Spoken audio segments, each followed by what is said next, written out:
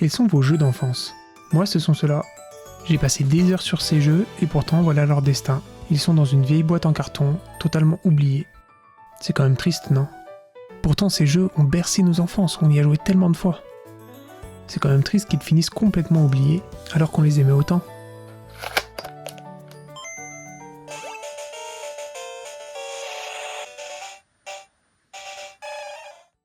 Moi ça me fait mal au cœur, donc on va les honorer en créant un cadre 3D qui servira de support cartouche, mais pour que ça soit encore plus original, j'aimerais créer en plus l'intérieur de la cartouche en impression 3D. Et voilà le circuit complet qui permet de faire fonctionner le jeu. On a donc 4 composants principaux, la ROM du jeu, la SRAM de sauvegarde, le contrôleur de mémoire et un petit module d'alimentation, et bien sûr la pile. Comme les cartouches ont été fabriquées à la chaîne, on a des petites irrégularités sur les côtés qu'on va limer. Voilà, c'est déjà mieux comme ça. Ensuite, ça va peut-être vous étonner, mais je vais dessouder tous les composants pour en faire des photos. Je les ressoudrerai bien sûr plus tard. Pour retirer les composants, je vais chauffer la soudure et ils vont se détacher facilement. On retire donc le régulateur de tension. Vous remarquerez que le plastique de la pile n'a pas trop apprécié ça. Mais bon, c'est pas très grave. On passe au contrôleur de mémoire. Et puis ensuite à la SRAM. Et pour finir, à la ROM du jeu. Pour la pile, comme c'est un peu plus dangereux, on va utiliser un fer à souder pour que ce soit plus propre. On retire bien la soudure. Un petit coup de nettoyage. Et puis je vais prendre en photo chaque composant.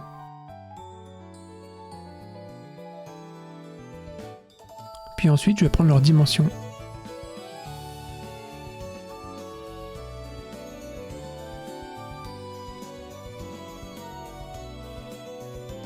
Et une fois que c'est fait, je vais passer sur l'ordinateur pour refaire tous les composants en 3D. Pour ce faire, je vais utiliser le logiciel Fusion 360 de Autodesk et je vais donc importer chaque image une à une. Et on va commencer par le PCB, donc c'est finalement la carte où étaient posés les composants. Le but c'est simplement de la recréer en 3 dimensions pour pouvoir ensuite l'imprimer. Donc je vais définir les contours, je vais extruder la forme, ça veut dire que je vais lui donner une profondeur, et je vais aussi faire tous les petits trous qu'il y a à l'intérieur. Je vais également créer ce support de cartouche, ça nous servira plus tard. Et bien évidemment les 5 autres composants. Donc à chaque fois je me base sur l'image pour recréer la forme par-dessus.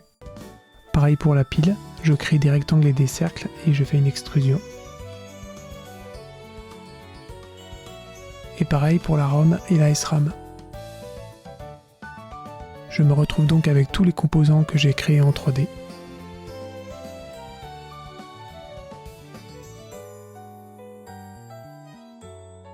Et je vais les passer dans un logiciel d'impression 3D.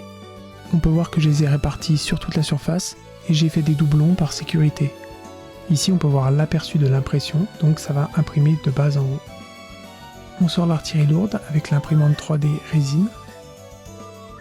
On va commencer par verser de la résine dans le bac. Puis c'est prêt, on n'a plus qu'à la refermer. On ajoute les fichiers et puis on lance le programme. Le plateau va plonger dans la résine et chaque couche va être chauffée une par une. Puis le plateau va remonter et notre impression sera prête.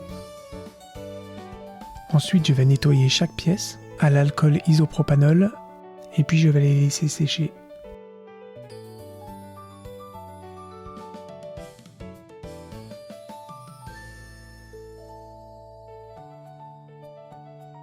J'ai fait différents tests d'impression pour tester la solidité, ici avec une résine transparente.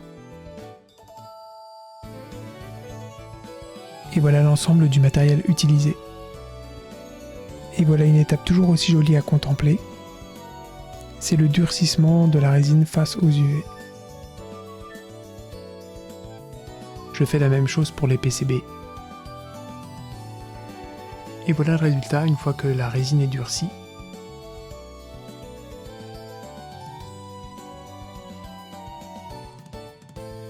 Et le résultat brut sans peinture. Parlons-en justement de la peinture. Le mieux que j'ai trouvé, c'est d'utiliser un spray. Et pour la pile bouton, j'ai de l'argenté qui fait très bel effet.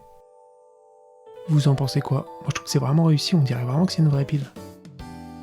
Pour faire les petites pattes des composants, là par contre faut être précis, donc je pourrais pas le faire à la bombe, je vais le faire au pinceau.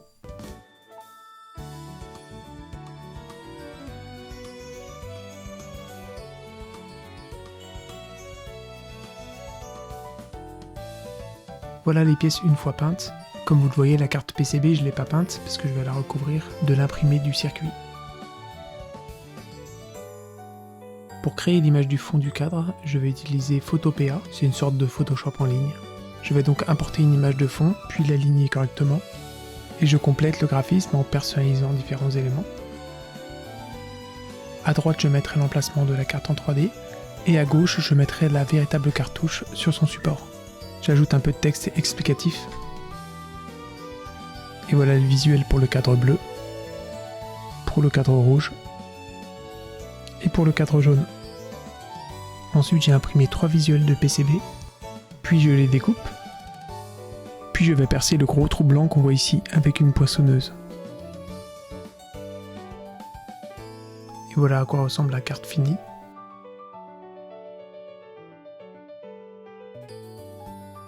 Je vais placer tous les composants à leur place, histoire d'avoir un petit aperçu avant de les coller définitivement. Je suis particulièrement fier de cette pile.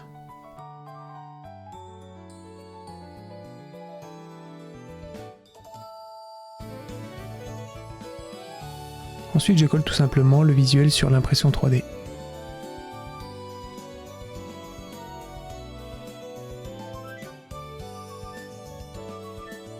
Et puis je vais coller tous les composants un par un.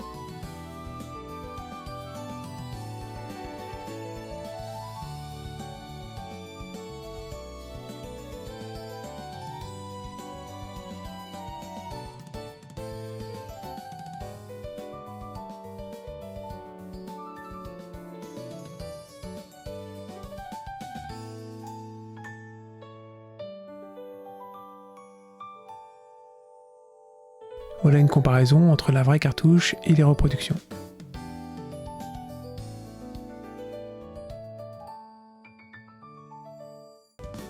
J'ai également imprimé les 3 visuels.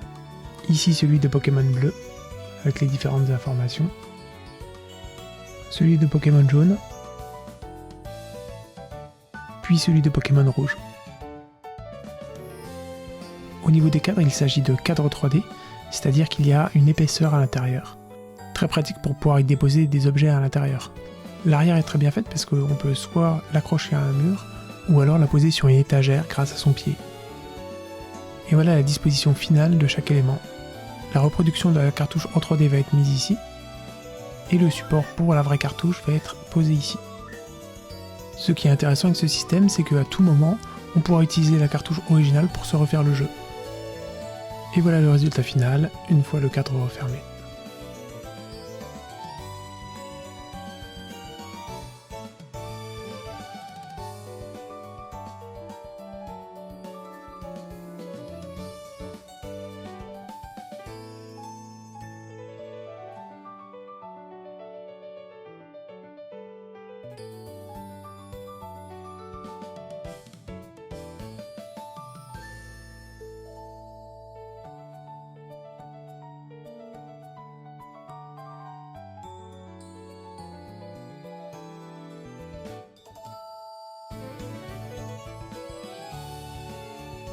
Merci d'avoir vu la vidéo et à bientôt.